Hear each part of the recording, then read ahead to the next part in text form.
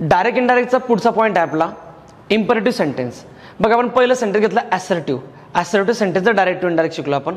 त्यानंतर शिकलो आपण interrogative sentence direct to indirect. इंट्रोगेटिव्हमध्ये आपण दोन्ही क्वेश्चन बघितले, कुठला डब्ल्यूएच बघितला आणि एक येस नो टाईप बघितला. दोघांचा आपण डायरेक्ट टू इनडायरेक्ट घेतलं. आता तिसरा पॉईंट आहे तो म्हणजे इम्परेटिव्ह सेंटेन्सचं डायरेक्ट टू इनडायरेक्ट. आता इम्परेटिव्ह सेंटेन्स काय, तो V1 ने सुरू होणार. तो माहिती असेल ते V1 ने आपण सुरुवातीला शिकलो टेन्समध्ये. Go there, stand up, call me, help me, ठीक आहे, हे सगळे V1 ने सुरू होणारे इम्परेटिव्ह सेंटेन्स असतात. आता यांचं डायरेक्ट टू इनडायरेक्ट करायचं तर काय करायचं असतं, खूप सोपं आहे. सर्वात महत्त्वाचं की वाक्याचा भाव समजायचा असेल तुम्हाला आधी, म्हणजे वाक्यात काय एक्सप्रेस करतोय तो ते आधी जाणून घ्यावं लागेल तुम्हाला. आणि जर तुम्हाला ते समजलं त्यानुसार तुमचा रिपोर्टिंग वर्ब येईल.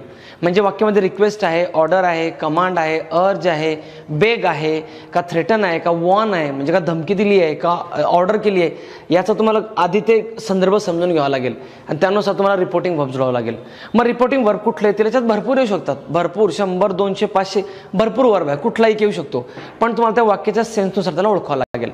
बघा कुठले आहेत ते, रिक्वेस्ट असेल जर रिक्वेस्ट केली असेल तर, त्यानंतर असेल order, warn, threat, tell, advise, forbid, entreat, urge, ask, beg, command, कुठला एक वर्ब येईल.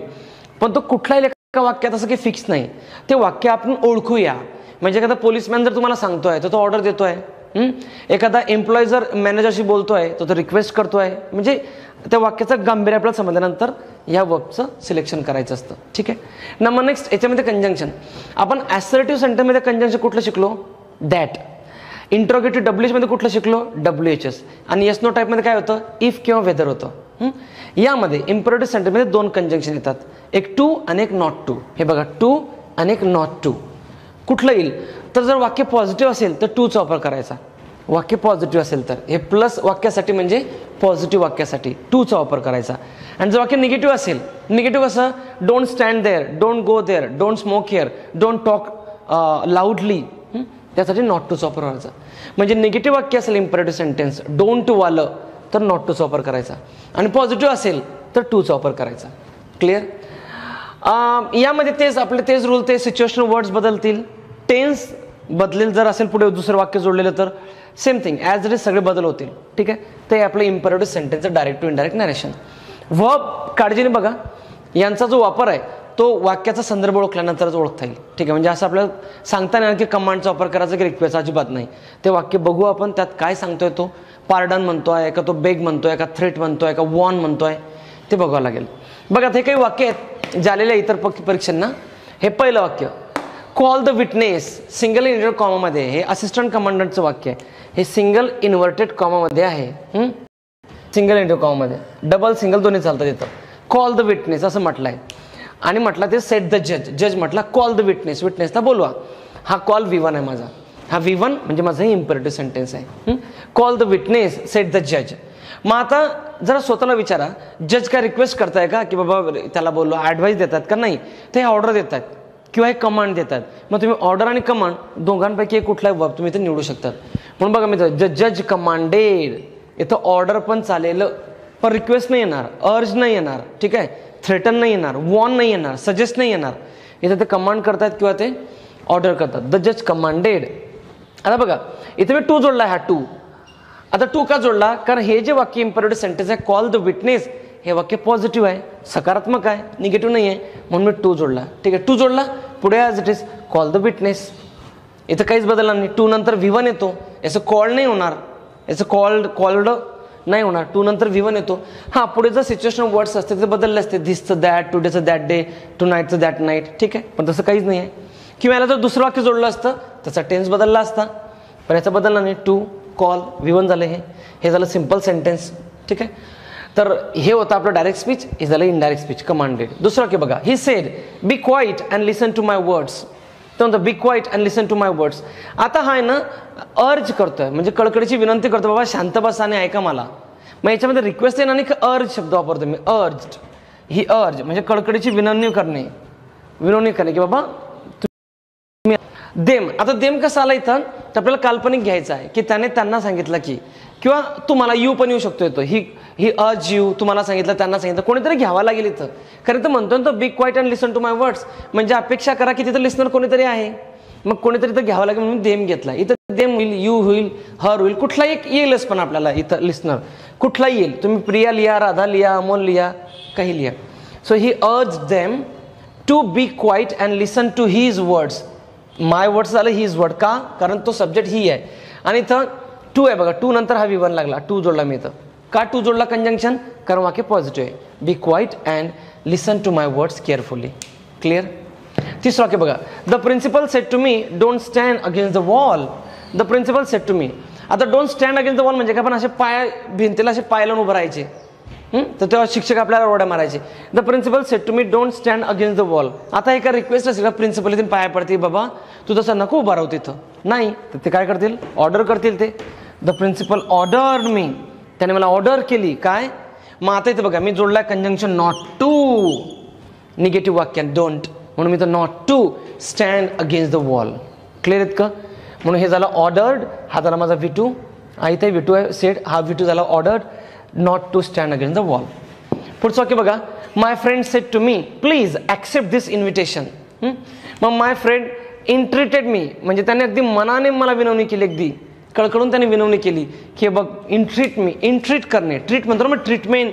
इंट्रीट वर्ब आहे हा. तो म्हणतो की बा रिक्वेस्टच आहे ती पण मनाने. My friend entreated me to accept that invitation. This invitation झालं दॅट इन्व्हिटेशन आणि टू ॲक्सेप्ट. टू जोडला मी कंजंक्शन इथं आणि ॲक्सेप्ट आहे इथं V1. ठीक आहे.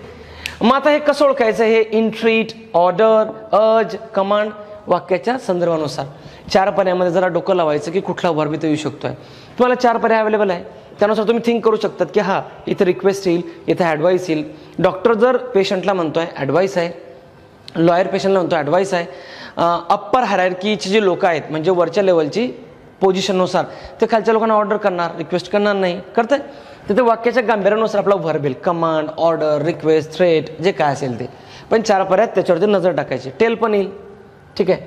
मग अर्ज पण येईल, इंट्रीट पण येईल, रिक्वेस्ट पण येईल, आस्क पण येईल. ते बघायचं की काय येईल त्यामध्ये. क्लिअर? तुम्ही रूल लिहून घ्या, हे 4ही वाक्य लिहून घ्या. मग आपण याच्यानंतर आयोगाला आलेले प्रश्न बघूया.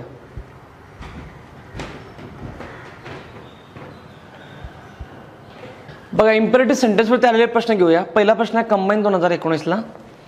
कंबाईन 2000 प्रश्न, कंबाईन 18चा प्रश्न आहे. 56 नंबरचं पेज आहे, 56 नंबरचं पेज आहे. त्यातील 77 नंबरचा प्रश्न आहे.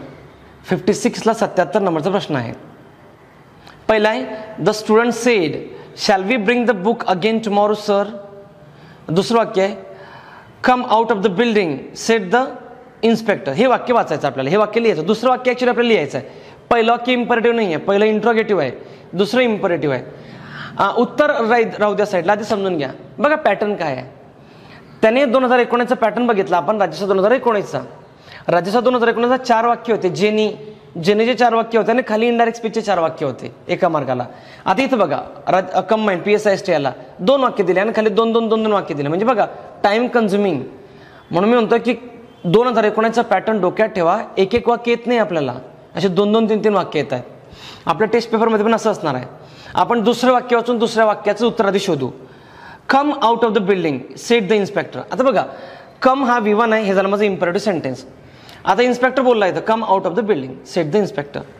मग आता पहिल्या ए मधला आपण ऑप्शन बघू. दुसरं the inspector ordered him to come out of the building. होऊ शकतं, ऑर्डरच करेल तो.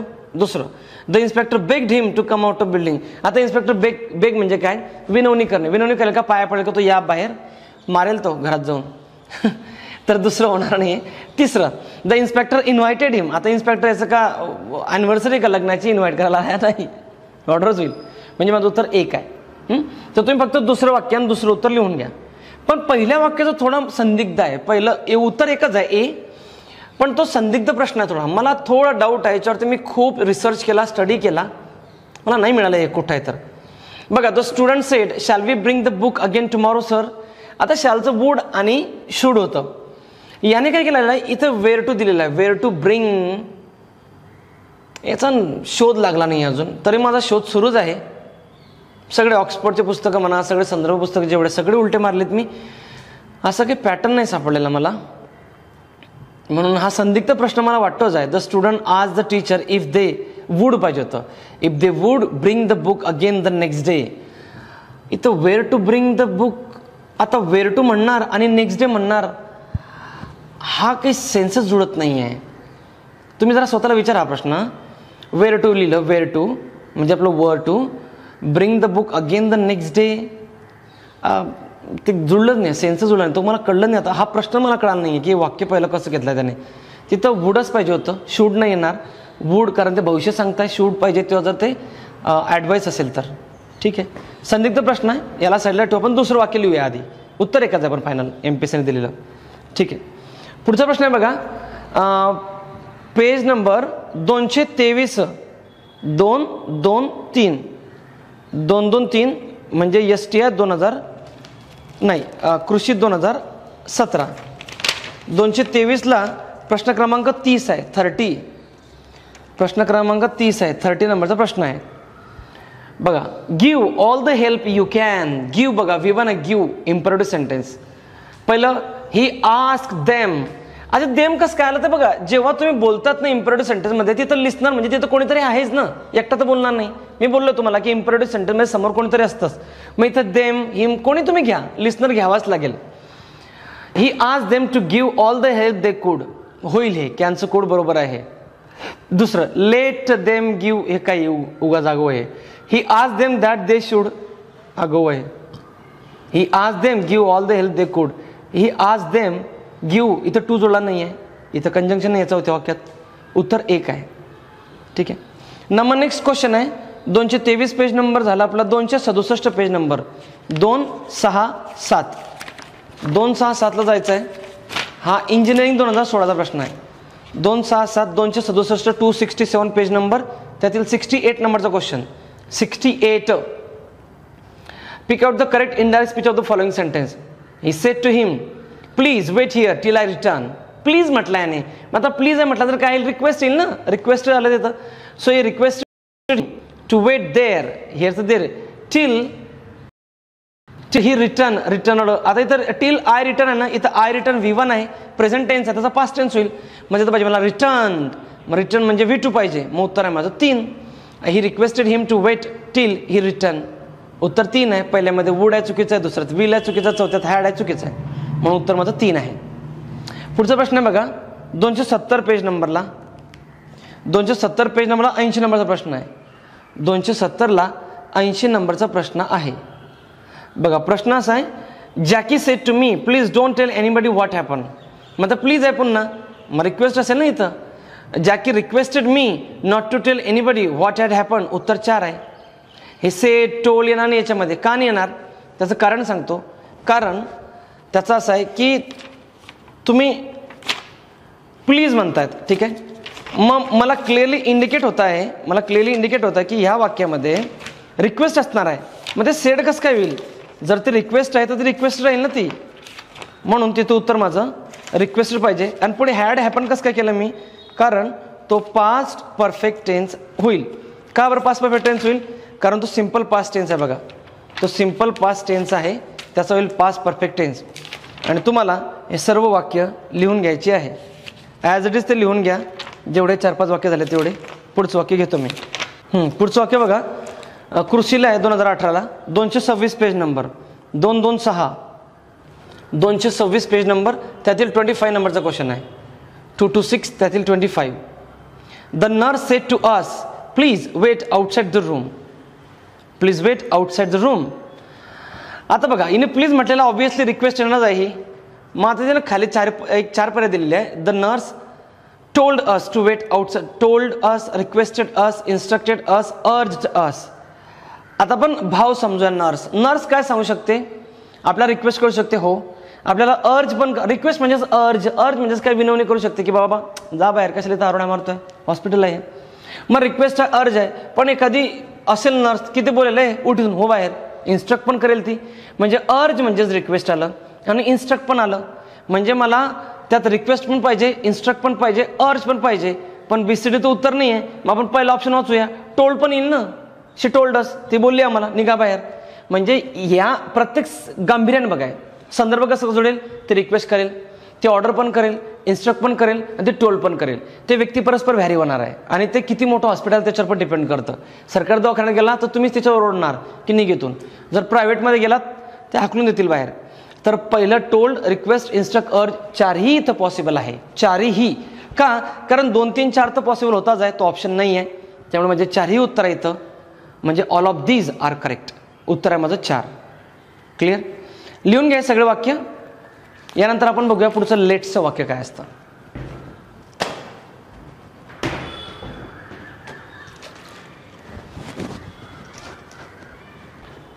पुढचा पॉईंट आपला डायरेक्ट इनडायरेक्टचा, तो म्हणजे लेटच्या वाक्याचं डायरेक्ट इनडायरेक्ट. आता लेट म्हणजे काय? V1.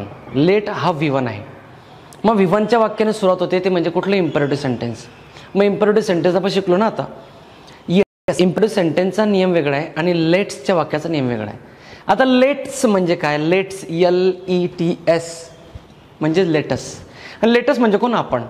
मी असं चला आता आपण फिरायला जाऊया, लेटस गो. चला आपण चहा घेऊया, लेट्स हॅव टी. चला आपण जेवण करूया, लेट्स हॅव डिनर. चला आपण गप्पा मारूया, लेट्स हॅव डिबेट. चला मी एक विचार करतो, लेट मी म्हणतो त्याला, लेट मी थिंक. चला आता मला विचार करू द्या. म्हणजे let me, let her, let them जसं असतं तसं लेटच असतं, म्हणजे आपण. मग आता जर लेट्सचं वाक्य आलं, हेही इम्परेटिव्ह सेंटेन्सेस आहे, पण हे लेटसचं वाक्य, लेटस, लेट्स. त्याचा नियम काय? नंबर 1, याच्यामध्ये रिपोर्टिंग वर्ब जो आहे ना 2च येतील. त्यापैकी तुम्हाला कुठला एक निवडायचा आहे. एक सजेस्टेड किंवा प्रपोज्ड. सजेस्टेड म्हणजे याच्यामध्ये सजेशन असतं. मी तो म्हणतो ना चला आता आपण कॉफी घेऊया, मी सजेशन दिलं आहे किंवा मी प्रपोज्ड केलं आहे. प्रपोज म्हणजे तो प्रपोज नाही, जो मुलगा मुलीला करतो किंवा मुली मुलाला करतो तो प्रपोज नाही. प्रपोज म्हणजे आयडिया मांडणे. आपण म्हणतो ना की प्रपोजल आलेलं आहे गव्हर्नमेंटचं की PSIची जागा वाढणार, ते प्रपोज्ड. म्हणजे प्रपोजचं मिनिंग काय? की to put forward your ideas to somebody. ठीक आहे, म्हणजे तुमच्या आयडिया, तुमचे विचार मांडणे, त्याला प्रपोज्ड म्हणतात. तो तुमचा वेगळा प्रपोज्ड आहे. सजेस्टेड किंवा प्रपोज वापरायचा. नंबर नेक्स्ट याच्यामध्ये कंजंक्शन दॅट येणार आहे. Number next let's. आता इथे इंटरेस्टिंग, लेट्सच्या ऐवजी काय करायचं? तुम्ही दे शुड लिहायचं आहे लेट्स शब्दाच्या ऐवजी, किंवा वी शुड लिहायचं आहे. आता दे शुड कधी आणि वी शुड कधी? जर थर्ड पार्टी बोलते ना की ती त्यांना म्हणाली की चला फिरायला, ती त्यांना म्हणाली, आपल्याला नाही म्हणाली, मग दे शुड वापरायचं. हां, ती मला म्हणाली, मग मी आहे ना त्यामध्ये, किंवा मी त्यांना म्हणालो. जिथं मी आहे, जिथं आपण स्वतः आहोत, जर आपण असू तर वी शुड वापरायचं. जर आपण नाही आहे, थर्ड पार्टी बोलते थर्ड लोकांची, तर दे शुड वापरायचं. ठीक आहे. आणि त्यानंतर एक लक्षात घ्यायचं आहे की याच्यानं 2 डायरेक्ट इनडायरेक्ट होतील, 2 प्रकारे होतील. MPSC दोन्ही देतं. कसं बघा, एक तर कंजंक्शन जोडून आणि एक विदाऊट कंजंक्शन. पण कंजंक्शन जोडलं तर कॉम्प्लेक्स सेंटेन्स होतं, हे तुम्हाला माहिती आहे. कंजंक्शन नाही जोडलं सिंपल सेंटेन्स होतं. मग हे कसं होईल माहिती आहे का? जेरंडचा वापर करून. जेरंड म्हणजे काय? ING, noun. म्हणजे थोडक्यात त्याचे डायरेक्ट इनडायरेक्ट 2 होतील लेट्सचे. कसे? एक कंजंक्शन जोडून कॉम्प्लेक्स सेंटेन्स आणि एक विदाऊट कंजंक्शन सिंपल सेंटेन्स ज्यामध्ये जेरंड असणार आहे, ING असणार आहे. MPSC दोन्ही ऑप्शन देतं. ठीक आहे. तर पहिला रूल सांगतो बघा, रिपोर्टिंग वर्ब याच्यामध्ये सजेस्टेड किंवा आपल्याला प्रपोज्ड पाहिजे. दुसरा नियम लक्षात ठेवा की याच्यामध्ये मला काय पाहिजे? दॅट. हा तिसरा नियम व्हेरी इम्पॉर्टंट. लेट्सच्या ऐवजी दे शुड किंवा वी शुड वापरणार. दे शुड जर थर्ड पर्सन असेल तर, वी शुड जर फर्स्ट पर्सन स्वतः असो तर. क्लिअर? आणि अजून याचं कंजंक्शन न जोडता सुद्धा तुम्ही डायरेक्ट इनडायरेक्ट करू शकताय जेरंडचा वापर करून, ING जोडून सिंपल सेंटेन्स. ते सिंपल सेंटेन्स होतं. कसं ते बघा. आता हे वाक्य लिहिले मी. हे वाक्य STR 2014 आहे. She said let's go to the cinema. ती म्हटली चला पिक्चर बघायला जाऊ. आता ती आपल्याला म्हटली का? नाही म्हटली, ती म्हटली. कोणाला म्हटली आहे? Let's go to the cinema. आपल्याला स्वतःला उल्लेख नाही आहे, मग हे थर्ड पर्सन आहे. शी थर्ड पर्सन आहे. ती जर मला म्हटली असती तर मी त्यात आलो असतो फर्स्ट पर्सन. मग शी सेड. मग आता मी काय केलं? पहिलं वाक्य बघा, शी सजेस्टेड. इथं प्रपोज पण लिहू शकतात तुम्ही. ते टोल्ड वगैरे सगळं गेलं, ते टोल्ड, आस्क ते नाही येणार. शी सजेस्टेड. नंतर मी दॅट कंजंक्शन जोडला, दॅट. क्लिअर? आणि इथं लिहिलं मी दे शूड. दे शूड का? कारण ती म्हटली, दुसऱ्यांना म्हटली, मला नाही म्हटली ना. ती मला म्हटली असती तर मग मी म्हटलं असतं वी शूड. मग पुढे यायचं is go to the cinema. तिने असं सजेशन दिलं की त्यांना की चला पिक्चरला जाऊया. हेज ऑर अजून दुसऱ्या पद्धतीने होऊ शकते. कसं बघा, शी सजेस्टेड घेतलं मी सजेस्टेड, कंजंक्शन जोडायचं नाही, दे शूड जोडायचं नाही, डायरेक्ट ING लिहायचा म्हणजे जेरंड लिहायचं. Going to the cinema. संपलं. दोघंही याचे डायरेक्ट इनडायरेक्ट आहे. म्हणजे तुम्ही जेरंडच्या स्वरूपातही लिहू शकतात किंवा कंजंक्शन वाक्य लिहू शकतात. बघा या दोन्ही वाक्यांचा अर्थ सेम आहे. अर्थ सेम आहे. हे वाक्य कॉम्प्लेक्स सेंटेन्स आहे आणि हे वाक्य सिंपल सेंटेन्स आहे. म्हणून लक्षात ठेवा, मी जे बोलतोय आता डायरेक्टचं इनडायरेक्ट करताना कंजंक्शन पाहिजेच असं नाही. कंजंक्शन नसलं तरी चालतं. कंजंक्शन आहे. इनडायरेक्ट स्पीचचे सगळे वाक्य कॉम्प्लेक्स सेंटेन्सचे असतात. मी पुन्हा सांगतो ऐका व्यवस्थित. इनडायरेक्ट स्पीचचे सगळे वाक्य कॉम्प्लेक्स सेंटेन्सचे असतात. तेच कंजंक्शन न जोडता तुम्ही सिम्पल सेंटेन्समध्ये पण लिहू शकतात. पण एक नियम आहे त्यात, अर्थ सेम पाहिजे. जसं बघा यांचा अर्थ सेम आहे, अर्थ सेम आहे. ते बघा, she suggested that they should go to the cinema, she suggested going to the cinema, एकच अर्थ आहे. मग आपण ते घेतलं तो वाक्य बघा, असिस्टंट सताचं Ameya Ajaya, Amiya invited birthday party, Ajaya invited him, same meaning होता त्याचा, म्हणून दोन्ही उत्तर होते. सेम थिंग हे दोन्ही उत्तर असतील. क्लिअर. इथून पुढे लक्षात ठेवा की कंजंक्शन येतोच का डायरेक्ट इनडायरेक्ट नाही, ॲडव्हान्स इंग्लिशमध्ये येत नाही. बोलताना खूप शॉर्ट बोललं जातं ॲडव्हान्स भाषेमध्ये, म्हणून तिथं कंजंक्शन वापरणार आणि तो क्विक क्लिअर छोटंसं वाक्य सिम्पल सेंटेन्स ते सुद्धा करेक्ट आहे. क्लिअर. दुसरं वाक्य बघा, I said to my brother let's go to the hills for a change. आता एक काम करूया, कोण म्हटलंय? आय, म्हणजे मी आहे ना स्वतः याच्यात, मी आहे स्वतः, आला फर्स्ट पर्सन. आणि मी कोणाला म्हटलो? माझ्या भावाला म्हटलं मी, म्हणजे आम्ही दोघं आलो. म्हणजे हा लेट्स कोणासाठी आहे? आमच्यासाठी आहे, फर्स्ट पर्सन. मग let's go to the hill for a change असं मी म्हटलं माझ्या भावाला. मग पहिला नियम, आय सजेस्टेड, प्रपोज पण येईल. I suggested my brother, listener आला हा. दॅट जोडला कंजंक्शन. आता इथे लिहिलं मी विशूड. कळलं का विशूड? का? कारण फर्स्ट पर्सन बद्दल बोलतो मी इथं, इथं थर्ड पर्सन होतं म्हणून ते शूड होतं. We should, we should go to the hills for a change. झालंय वाक्य पुढे as it is. Or ING वाला simple sentence, I suggested my brother, suggested केलं मी, आय सजेस्टेड माय ब्रदर काय? Going to the hills for a change. हे झालं gerund आणि हे झालं साधं वाक्य सिम्पल सेंटेन्स. अर्थ सेमच आहे बघा दोघांचा. ठीक आहे, एमपीचे दोन्ही ऑप्शन देतं. क्लिअर. तर लेटच्या वाक्याचा नियम लक्षात घ्या, दे शूड कुठे वी शूड कुठे समजून घ्या. दे शूड थर्ड पर्सन असेल तर तो अजय प्रियंकाला म्हटला. ठीक आहे, तो अजय राधिकाला बोलला, म्हणजे ते त्यांना बोललेत ना, मग दे शूड. हा, तो अजय मला बोलला, वी शूड. मी त्याला बोललो, वी शूड. मी तिला बोललो, वी शूड. कळते कन्सेप्टी? म्हणून वी शूड कधी येतं? जर फर्स्ट पर्सन असेल तर वाक्यात. दे शूड कधी येतं? जर थर्ड पर्सन असेल वाक्यात. क्लिअर. आणि सजेस्टेड, प्रपोज कुठलाही एक वर्ब तुम्ही वापरू शकताय. फक्त एक लक्षात घ्या, जेरंडचा वापर करून सुद्धा विदाऊट कंजंक्शन सुद्धा डायरेक्ट इनडायरेक्ट होतं. फक्त हेच नाही लेट्सवालं, इतर सगळे डायरेक्ट इनडायरेक्ट विदाऊट कंजंक्शन जोडून सुद्धा होतात. त्या केसमध्ये ते सिम्पल सेंटेन्स असतात. क्लिअर. फक्त अर्थ सेम पाहिजे. Got it. तुम्ही हे नियम आणि हे दोन वाक्य लिहून घ्या. अजून वाक्य लिहू आपण.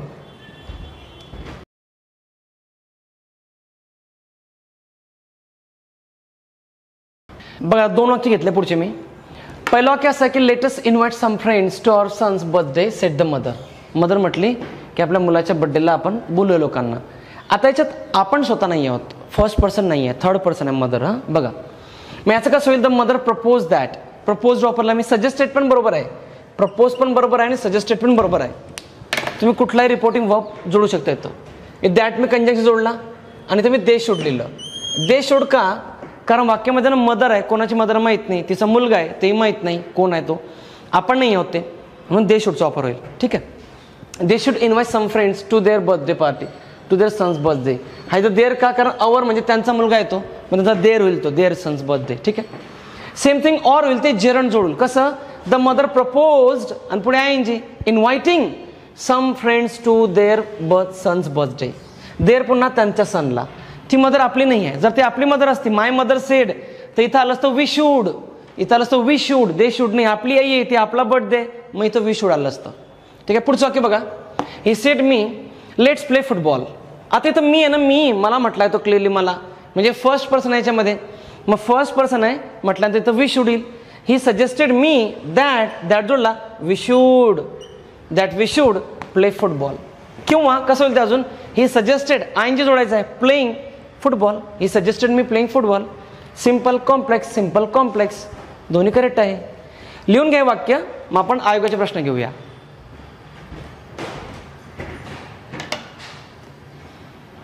बघा, पहिला प्रश्न राज्यसेवा 2019ला, राज्यसेवा 19ला प्रश्न, आणि हा प्रश्न टॅक्स असिस्टंट सोडाचा कॉपी पेस्ट आहे. ॲज इट इज घेऊ आपण तोही. 38 पेजला यायचा. 38 पेजला 64 नंबरचा क्वेश्चन आहे. 38ला 64 नंबरचा क्वेश्चन आहे. He said let's leave the case at the station. Indirect speech विचारला त्याने. हे वाक्य as it is copy paste आहे टॅक्स असिस्टंट सोडाचं. घेऊ तो प्रश्न आपण. He said let's leave the case at the station.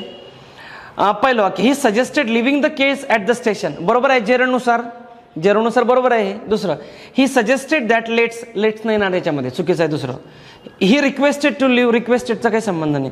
34, he suggested to leave, चुकीचं आहे, टू लिव्ह. हां, दुसरं उत्तर असं झालं असतं. पहिलं तर उत्तर आहे माझं याचं ऑप्शन नंबर 1, पण दुसरं कंजंक्शन जोडून. He said that they should leave the case at the station. He suggested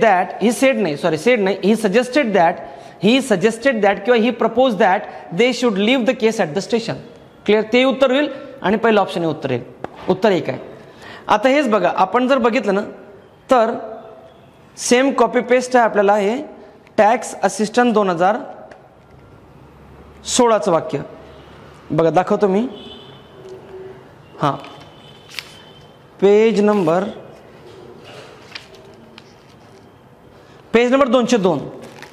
202 पेजला यायचं आहे. त्यातील क्वेश्चन नंबर आहे 66 नंबरचा, 66. 202ला 66. बघा, ॲज इट इज कॉपी हा टॅक्स असिस्टंट 16चा. He said let's leave the case at the station. पहिलं, he suggested leaving the case at the station, हेच उत्तर आहे पहिलं ऑप्शन. दुसरं, he suggested that they shall leave the case at the station. They shall नाही, they should पाहिजे होतं तिथं, म्हणून दुसरा चुकीचा आहे. तिसरं, he suggested that we should leave. We नको, इथं दे पाहिजे होतं, they should leave the case at the station, म्हणून बीसी चुकीचं आहे. उत्तर आहे माझं ओनली ए. बी करेक्ट राहिलं असतं तर शुड राहिलं असतं, तर सी करेक्ट राहिलं असतं तर दे राहिलं असतं. तर क्लिअर, ठीक आहे. ॲज इज कॉपी तुम्ही दोन्ही वाक्य लिहा. ते पुढचा प्रश्न आहे आपल्याला 122 पेज नंबरला प्रश्न आहे 122. 122ला 78 नंबरचा प्रश्न आहे 78. ST 18 122 122 त्यातील 78 नंबरचा क्वेश्चन आहे. 78. Let me prove my statement. I said let me prove my statement. आता आपण एक काम करू, इथं लेट अस नाही आहे, व्यवस्थित समजून घ्या. लेट अस नाही आहे याच्यात, लेट अस नाही आहे, लेट मी आहे. लेट मीचं मग लेट आय असतं, ते लेट आयचं मी. ठीक आहे, मग बघा आता, I told to prove my statement. Indirect नाही, I propose that I should prove my statement. दोन उत्तर आहे. I suggested to prove my statement चुकीचं आहे, सी उत्तर चुकीचं आहे. माझं ऑनली बी उत्तर आहे. ए का चुकीचं आहे, कारण टोल्ड आहे त्यात, कारण टोल्ड कोणाला करेल तो. दुसरं जे I propose that I should prove my statement हे बरोबर आहे. मग ते आय शुड का झालं, कारण त्यात मी आहे. तिसरं का चुकीचं आहे, सजेस्टेड प्रूव्हिंग माय स्टेटमेंट पाहिजे होतं. मध्ये I suggested proving my statement correct राहिलं असतं. तेही तुम्ही लिहून घ्या करेक्ट करून. ठीक आहे, बस हे 3च वाक्य आतापर्यंत आलेले आहेत यावरती, लेट्सच्या वाक्यावरती. एक वाक्य आलं होतं ST 14ला, ते घेतलं आहे मी. क्लिअर. आता लास्ट पार्ट आहे डायरेक्ट इनडायरेक्टचा, तो म्हणजे एक्सक्लामेटरी सेंटेन्सचा डायरेक्ट इनडायरेक्ट. ठीक आहे, तुम्ही लिहून घ्या. प्रश्न स्क्रीनवर दिसत आहे ते, नंतर ते बघू आपण.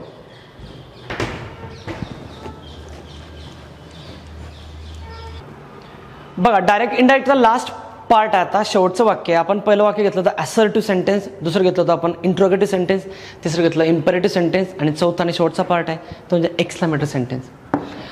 या सेंटेन्सची जरा जादू आहे. जादू अशी आहे की याचा स्पेसिफिक रूल नाही की असं वाक्य आलं की असं बनवा, नाही. पुन्हा वाक्याचा संदर्भ ओळखावा लागेल. मग आपल्याला दर्जा जो दिलेला आहे सिलेबसला, पदवी म्हणजेच ॲडव्हान्स इंग्लिश आहे, तर ते वाक्याचा संदर्भ, वाक्यात काय म्हणतोय तो, काय एक्सप्रेस करतोय. आता एक्सक्लेमेटरी म्हणजे काय की आश्चर्य वाक्य, त्यामध्ये भीतीदायक वाक्य, त्यामध्ये आनंदाचे वाक्य, त्यामध्ये शॉकचे वाक्य. तर त्या वाक्याचा जो संदर्भ ओळखेल त्यानुसार आपल्याला डायरेक्ट इंडायरेक्ट करावं लागेल. असं स्पेसिफिक रूल नाही की असं आलं की असं करायचं, नाही.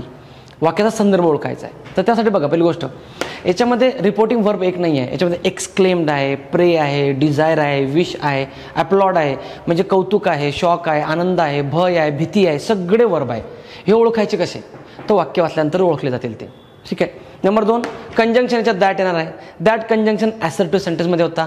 दॅट कंजंक्शन पुन्हा आपल्या लेट्सच्या वाक्यामध्ये होता. आणि दॅटचं कंजंक्शन इथं एक्सक्लेमेटरीमध्ये सुद्धा आहे. याच्यामध्ये इंटरजेक्शन वापरले जातात. इंटरजेक्शन म्हणजे काय सांगेल मी तुम्हाला. ते काही इम्पॉर्टंट चॅप्टर नाही आहे, ते हार्डली 10 मिनिटाचं चॅप्टर आहे. ते ब्रॅओ, हुर्रा, हुज्जा, अल्लास, ओ, हे जे शब्द आहे, हे एक्सप्रेशन, हे सगळे इंटरजेक्शन आहेत. मी इंटरजेक्शनचा वापर करत नाही इनडायरेक्ट स्पीचमध्ये. का नाही करणार, कारण जे एक्सप्रेशन आहे ते डायरेक्ट स्पीचमध्ये होईल. ओ, आ, अल्लास, तर ते दोघं वापरतील, आपण नाही वापरायचे ते शब्द. नेक्स्ट थिंग, एक्सक्लेमेटरी मार्क हे पंक्च्युएशन आहे. मग ते पंक्च्युएशन पुन्हा आपल्याला इनडायरेक्ट स्पीचमध्ये येणार नाही, कारण इनडायरेक्ट स्पीचमध्ये पंक्च्युएशनचा वापर होत नाही. ठीक आहे. नेक्स्ट बघा, याच्यामध्ये ना काही असे शब्द अजून ॲड केले जातील भावना ओळखून. विथ जॉय, आनंद म्हणून. इन अँगर, रागामध्ये. विथ सॉरो, दुःखामध्ये. विथ डिलाईट, आनंद असेल तर ते तुम्हाला ते जोडावं लागतील, ते वाक्याचा संदर्भ ओळखून. ते असं सांगता येणार नाही की कुठला जोडला जाईल. म्हणून 4 पर्यायामध्ये बघायचं याच्यामध्ये हा काय शब्द वापरतोय, कसं आहे बघा. आता पहिलं वाक्य म्हटलं मी, hurrah, I have pass the exam, he said. आता हुर्रा तो म्हणतोय ना, आपण कशाला म्हणतो हुर्रा, तो त्याचा आनंद आहे, त्याचं एक्सप्रेशन आहे. मग आता आपण इनडायरेक्ट स्पीच करू. मग ही एक्सक्लेम, त्याने एक्सक्लेम केला आहे, ते सेड नाही आहे. सेड साधं वाक्य असतं. एक्सक्लेमेटरचं वाक्य कसं असतं, एक्सक्लेम असतं, त्यामध्ये भावना असतात, एक उद्रेक असतो. म्हणून सेड कसं नॉर्मल असतं, ही सेड, ही टोल्ड, पण हे नॉर्मल वाक्य नाही, याच्यामध्ये ना उद्रेक आहे भावनांचा, म्हणून ते एक्सक्लेम्ड असेल. ते हे एक्सक्लेम विथ जॉय. आता बघा विथ जॉय कुठं आलं, मग ते समजतो मी वाक्याचा संदर्भ. Exclaim with joy. आता याची जर आजी मेली असती तर विथ जॉय नसतं, with sorrow. Exclaim with sorrow, oh my God, alas I lost my grandmother. तिथं विथ जॉय आहे, आनंद आहे त्याला. एक्सक्लेम विथ जॉय, माझा कंजंक्शन आला दॅट, आला that he had pass the exam. Tense बदलला आपला, हॅवचा हॅड झाला. क्लिअर. दुसरं वाक्य बघा, the old man said to me may God bless you my son. मातेत बघा सुरुवात कशी केली मी, addressing me as his son, माझा मुलगा म्हणून त्याने मला काय म्हटलं. द ओल्ड मॅन सेड प्रे. बघा आता प्रे, इथं एक्सक्लेम्ड होता, इथं प्रे. त्याने प्रे केला की बाबा देव तुझं बरं करू, गॉड ब्लेस यू. त्याने प्रे केला इथं, मग प्रे वर्ब वापरलाय मी इथं. प्रे दॅट कंजंक्शन जोडला, that I might be blessed. I might be blessed, ED लावला तिकडे, ब्लेस्ड दिसत नसेल तर ब्लेस्ड आहे ते, ब्लेस्ड ईडी. ठीक आहे, आय माइट बी ब्लेस्ड, मी असं माइट की माझं देव भलं करो. ठीक आहे, मग एकच काय आलं हिचं, ॲड्रेसिंग मी ॲज हिज सन. वाक्याचा संदर्भ ओळखावा लागेल, त्याचा अर्थ काय म्हणायचा त्याला. तिसरं वाक्य बघा, the coach said to the captain bravo you did well. भारी. मग आता बघा, the coach applauded the captain. आता अपलॉड कसं काय आलं, मग त्याने कौतुकाचा वर्षाव केला ना, पाठ थोपटली ना त्याची त्याने. इथं कौतुक केलंय, इथं प्रे केलाय, इथं एक्सक्लेम केलाय. बघा, म्हणून तुम्ही असं स्पेसिफिक नाही आहे. ॲडव्हान्स इंग्लिश काय सांगते, अंडरस्टँड करा कन्सेप्ट. पाठांतर नाही आहे कुठलं, असे आले की तसे करावे, क्रियापदाला की कर्म जोडावे, असलं काहीच नाही आहे ते. ठीक आहे, मी इथं बघा, the coach applauded the captain that he had done well. त्याने अपलॉड केलं, कौतुकाचा वर्षाव केला त्याने. क्लिअर. हा रूल, हे 3 वाक्य लिहून घ्या, अजून पुढचे वाक्य घेऊ आपण.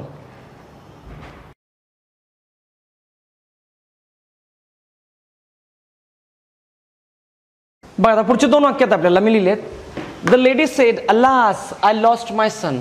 आता यामध्ये काय दुःख आहे, यातना आहे, मग तिथं आपण कसं लिहिणार आहोत, the lady exclaimed with sorrow. With Joy नाही, विथ सॉरो, दुःखात म्हटली ती. दॅट कंजे जोडला, शी हॅड लॉस्ट हर सन. हा झाला मला सिंपल 5चा पास्ट परफेक्ट. ठीक आहे.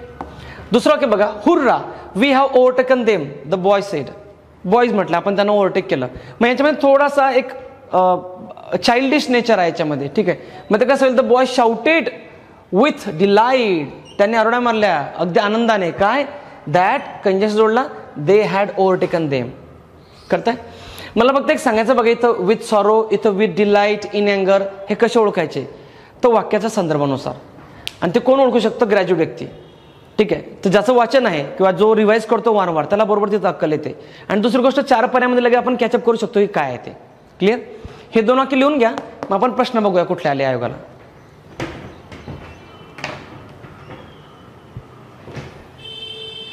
बघा 2 प्रश्न रिसेंट आलेले एक्सक्लेमेटरी सेंटेन्स वरती. 266 पेजला प्रश्न आहे, 266. 266ला 63 नंबरचा प्रश्न आहे, 63 नंबरचा क्वेश्चन. त्याने म्हटलंय की pick out the correct direct speech of the following indirect speech. म्हणजे इनडायरेक्ट स्पीच दिलं तर डायरेक्ट करायचं आहे. मग आता बघा, he called upon heaven to witness his resolve never steal again. हे बघा, ही कॉल्ड अपॉन हेवन, त्याने ना हेवनला एक दया याचना केली. काय केली, टू विटनेस हिज रिझॉल्व, की बाबा तू आहे ना, मी जो एक संकल्प करतोय त्याला तू आहे ना विटनेस राहा, त्याला तू साक्षी राहा. कुठला माझा संकल्प आहे, नेव्हर टू स्टील अगेन, की मी कधी चोरणार नाही. ह्या माझ्या वाक्याला, ह्या माझ्या रिझॉल्युशनला तू विटनेस राहा. म्हणजे तो त्याला दया मागतोय, याचना करतोय त्याच्यापुढे हेवनच्या. पहिलं वाक्य, so help me heaven he cried I will never steal again. हे बघा, I will never steal again हे त्याचं वाक्य आहे, कोट अनकोट मधलं, बरोबर आहे. पहिलं सो हेल्प मी हेवन, हे पण कोट अनकोट मधलं वाक्य आहे, बरोबर आहे. पण इथं ना हेल्पला यस यस कशाला लागलेला आहे. सो हेल्प मी आपलं इम्परेटिव्ह सेंटेन्स सारखं वाक्य आहे. सो हेल्प्स युजलेस आहे ते, हेल्प्स. दुसरं, so heaven helped me. Helped me कसं काय, पास्ट टेन्स, हे चुकीचं आहे. पास्ट टेन्सचं आपल्या इनडायरेक्ट मध्ये होईल. तिसरं, सो हेल्प मी हेवन, ते पण तेच आहे. हेल्प मी चुकीचं आहे. तिसरं.